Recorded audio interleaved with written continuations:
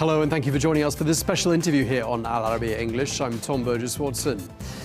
Now, tensions are high in Syria after Kurdish fighters rejected a call to leave parts of the city of Aleppo in line with a government-announced truce. Well, the ceasefire followed 3 days of clashes that killed at least 20 people and forced thousands to flee. Well, the truce would see Kurdish forces withdraw from 3 areas of the city and relocate to Kurdish-held regions. But reports say the Kurdish forces remain in place despite being surrounded by government troops.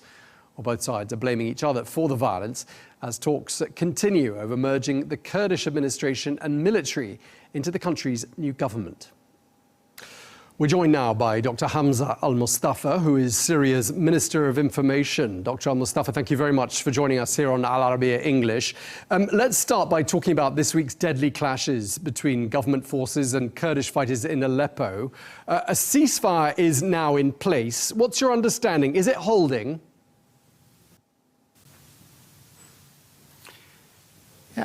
Thank you for having me. The Ministry of Defense earlier today announced a ceasefire and an agreement with the SDF leader. This agreement requires the SDF affiliated fighter to withdraw with only their personal weapon from 2 neighborhoods in Aleppo, al-Ashrafiya and Sheikh Maqsoud. And everything went well until 2 hours ago, when a group affiliated with the PKK decided not to withdraw from the Sheikh Maqsoud neighborhood and decided to stay. Now the Syrian army decided just to target the remnants of PKK fighters inside the Sheikh Maqsoud, and also in parallel there is a negotiation with the SDF as well in order to ensure the full implementation of the ceasefire that have been reached today. So just before talking about the latest developments, we need to clarify why this military operation is being conducted in the first place.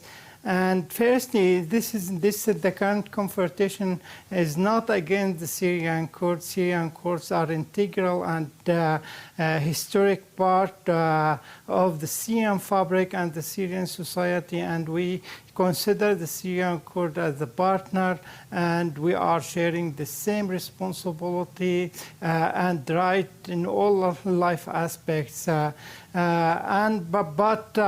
What's happening in the Sheikh Maqsoud is interlinked with 2 separate tracks. Here I can distinguish between 2 tracks. The first track, we can talk about the March 10 agreements between the SDF leader Mazloum Abdi and the President Ahmed al-Shara.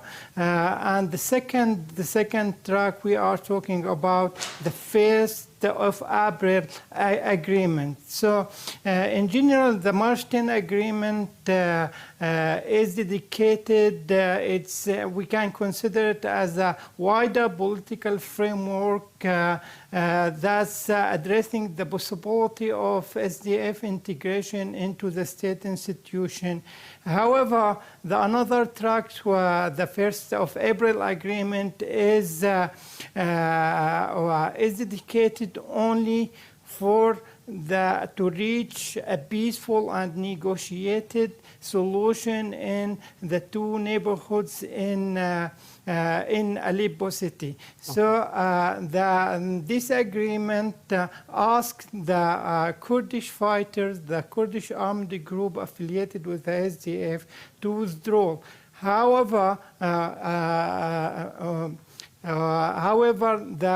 the SDF until now didn't implement this agreement, and even we are now more than 10 months, the SDF violated the agreement more than 300 times. So, and resulted the killing of more than 30 people, and especially in the last 48 hours. Last 48 hours, more than 9 people have been killed, 52 have been injured, and SDF targeted not only the Syrian army, but targeted all the civilian facilities or the infrastructure inside Aleppo, including school, including hospital, everything. So, and can you imagine that this daily threat is happening every day in the local community, daily life in Aleppo. So the local community has demanded the state to take responsibility and get rid of this threat. Yes. Okay, so as you say, there's a plan, and there has been a plan since April, to merge the Kurdish administration and the Kurdish military into Syria's new government and the Syrian army. What would you say is the biggest obstacle to that happening? So here we are talking about the March 10 agreement. The March 10 agreement is the political roadmap to integrate the Assad infrastructure or Assad structure, civilian and military structure into the Syrian army and the other civilian state in the Syria, civilian institution in the Syria state. So when we reached this agreement as a government, we demanded from the USA to be not a mediator, but also to play a role in order to supervise the agreements. From our side, we have done all the requirement to facilitate the integration of SDF, and we were flexible to any suggestion and recommendation from the mediators and also from the others, from our counterpart. However, the SDF until now, they only just saying theoretically that they want to integrate and they are eager to be a part of the new Syrian state. But on the ground, there is no any tangible consequences. So as you know, that the deadline of the March 10 has been expired 2 weeks ago. And the last round in Damascus was very vital for the negotiation path. And after a long process negotiation, we have reached no tangible consequences or tangible result in order to go forward. And since the government announced that this path should advance in a good way, and until now we cannot wait for a long time to find an answer and a response, a positive response from SDF. So SDF troops decided to escalate. They started from their Hafer in the eastern countryside of Aleppo, and under that they moved to the two neighbors.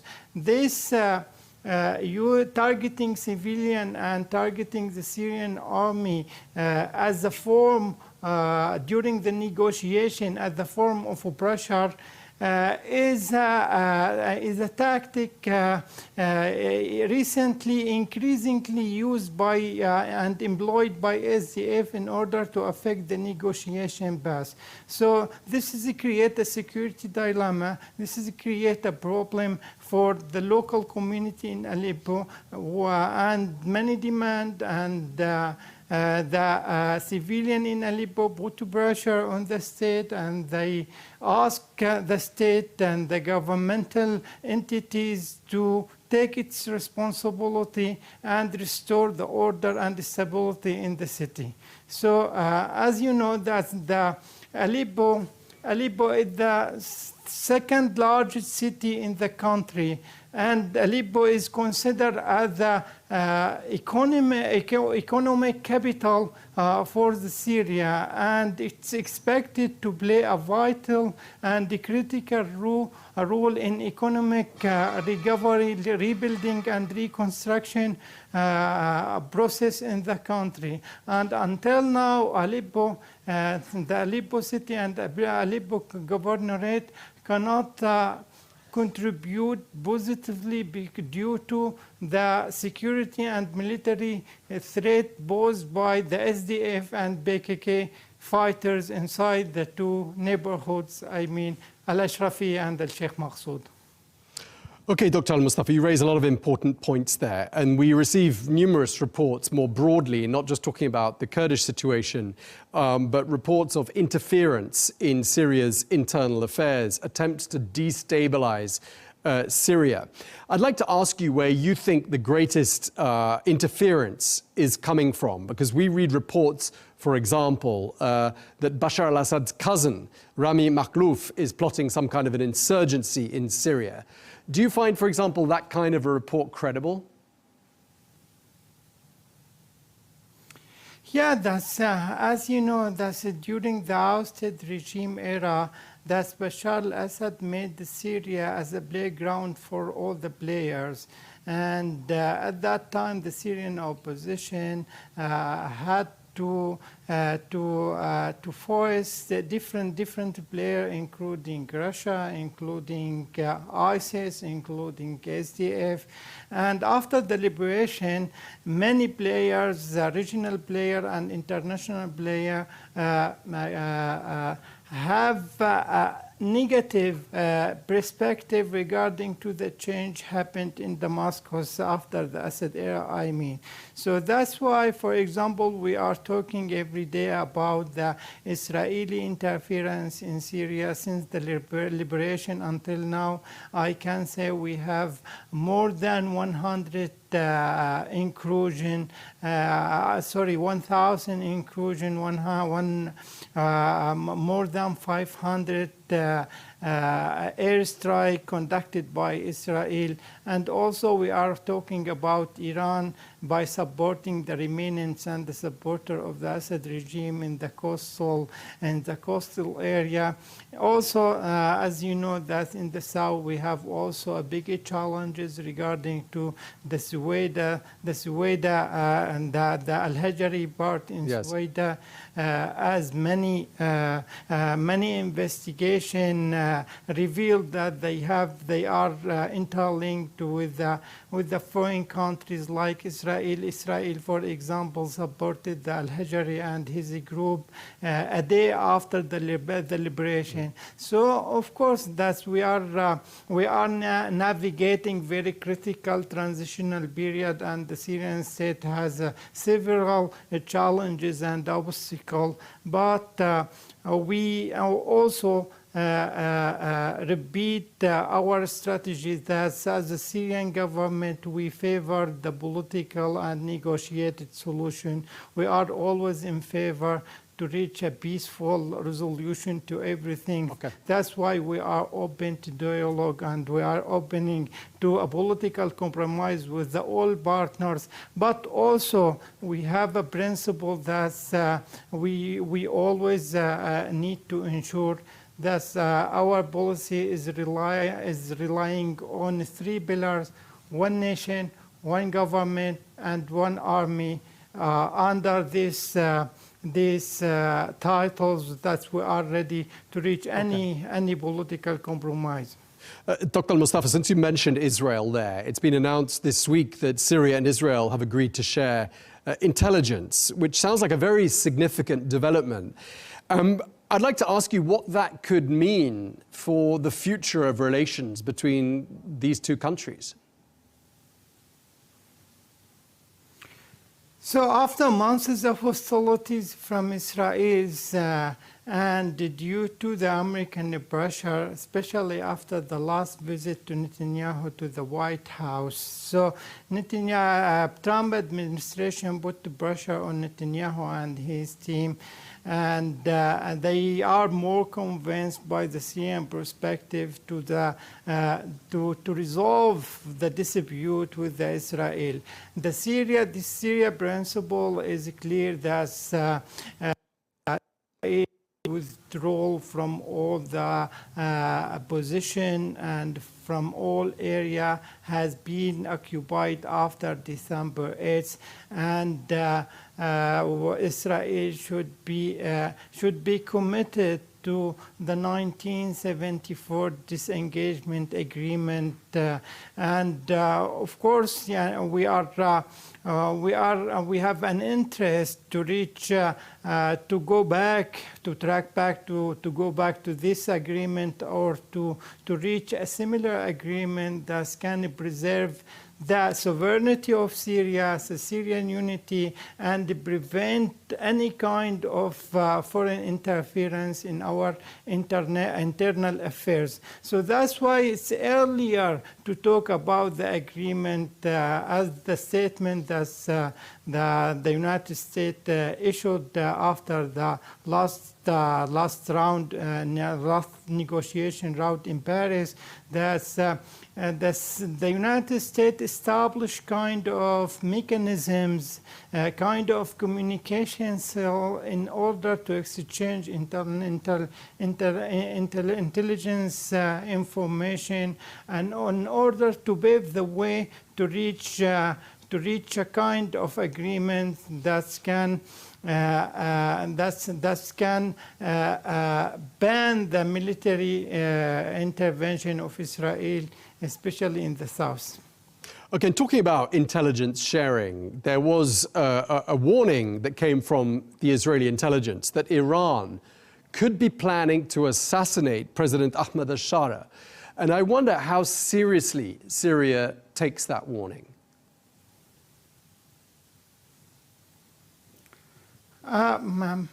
Regardless of the Iranian intention, and of course, I think that the Iranian leaders, we have a long history in fighting Iranian militia here in Syria, and I think that the Iranian leaders have a bad intention, not only for the Syrian leader or for their people as well. So, however, it's a different path. The Syrian state now trying to build its intelligence institution, in order to protect all its peoples, including the president. And when you look at the huge protests taking place in Iran today, what does that tell you about the direction Iran is heading in? I think it's expected that after decades of authoritarianism and military interference of the Iran state and Iranian militia, and without focusing on the economic development and without taking care of their people interest, I think that the Iranian people has reached a point that they are not asking for a reform. I think they are asking beyond the political reform. However, Syria state is eager not to interfere in any country, but there is the track, and also we are standing with the all people asking for their freedom. And just turning our eye back to Israel for a moment, do you see a day when Syria signs the Abraham Accords? As the President Ahmed Bashar said, it's early to talk about the negotiation or the Golan Heights. So Syria cannot be a part of Abraham Accord because Israel is occupying our land, especially in Golan Heights. And as the president mentioned, that the Abraham Accord is accord between a state that Israel doesn't occupying its land. So the situation in Syria is different, and we are not expecting to be part of Abraham Accord, at least in the short and mid-term. Now, on the 1st of January, a new Syrian currency went into circulation, and now Bashar al-Assad's face is no longer on banknotes. There are also 2 fewer zeros on the banknotes than there were before. Do you view this as being a sign that life in Syria and the Syrian economy, things are beginning to stabilize? We hope that. Of course, it's a new era, and as you know, the oldest Syrian banknote is not useful for everyday activity in the marketing. So that's why it was a need. It was a need to facilitate the movement of the banknote in the market. That's why the Syrian Central Bank was eager to issue a new banknotes. But it's early to link between the economic development and the enhancing of the Syrian economy with the banknote. Maybe it can be an introduction or the first step in the long path toward recovery, reconstruction, and economic development. Are you starting to see large numbers of Syrians returning home from years of living abroad? Again, I'm sorry. Are you seeing large numbers of Syrians who've been living abroad these last 12, 13, 14 years starting to come back in large numbers? Yeah, they started already. According to statistics and to the UN statistics, there's more than 1,100,000 have been returned to Syria after the liberation. Of course, according to the post-conflict study, that's the returning of the refugees usually take between 5 and 7 years. However, as a Syrian government, we are trying to prepare the proper condition in order to facilitate Syrians go back to their country and contributing to the state building, especially most of them now, or a large segment of the Syrian people, they are living in a different context. They have access to education, and they can contribute positively in the state building after the Assad era. Okay, and just lastly, I want to ask you, across the border from Syria in Lebanon, the Iranian Foreign Minister Abbas Araghchi has been visiting today. Lebanon is under a lot of pressure to get rid of Hezbollah, pressure from the United States, and of course Hezbollah is backed by Iran. What message would you like to see Beirut giving to that visiting foreign minister?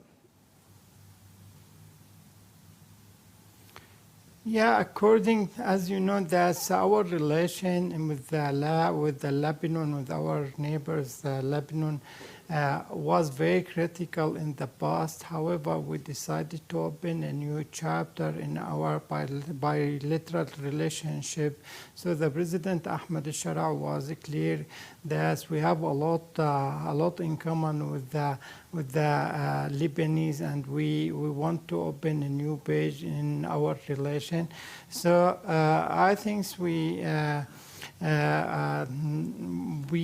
are eager that no Lebanese parties want to interfere in our internal affairs. The second issue, we are against and we are calling the Lebanese authorities to deal with the remainants of the regime who is taking Lebanon as a safe haven and planning or launching area in their attack against our forces. So, and of course, the development and improving our relation need time of healing and recovery. However, we decided to go forward in this path. Okay, we really appreciate you taking the time to speak to us. You've been very generous with your time. Dr. Hamza Al-Mustafa, Syria's Minister of Information. Thank you very much indeed. Thank you so much. I appreciate it.